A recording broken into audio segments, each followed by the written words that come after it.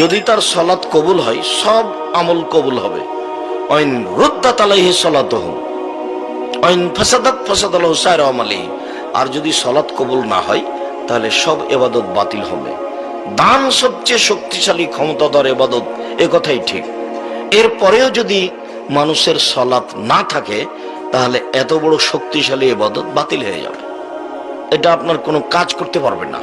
হ্যাঁ, এটা কাজ করবে যখন আপনার সালাত থাকবে তখন। এই ব্যক্তি সালাত ঠিক ঠিক আদায় করলো, ওযু, রুকু, সিজদা, তার সালাত কবুল করা হয়েছে। ওয়াকাবালা সাইর আমালিহি, সব ইবাদত কবুল করা হয়েছে। ওয়াইন রুদ্দাত আলাইহি সালাতুহু, তার সালাত যদি তার উপরে প্রত্যাখ্যান করা হয়, না সালাত কবুল হয়নি, রুদ্দা আলাইহি সাইর আমালিহি, তাহলে সব আমল তার প্রত্যাখ্যান করা হবে, কোনো ইবাদত কবুল হবে না।